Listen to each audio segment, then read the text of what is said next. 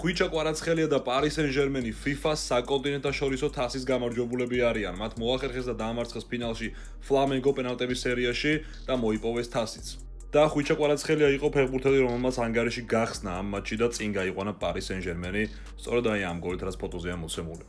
გოლი ჩემპიონთა ლიგის ფინალში და გოლი საკონტინენტაშორისო თასის ფინალშიც. PSG გახდა ფეხბურთის ისტორიაში მესამე გუნდი, ვინც შეძლო ერთ სეზონში 6 ტიტულის მოგება მოახერხა. ესეთია Barcelona, Bayern და უკვე Paris Saint-Germain.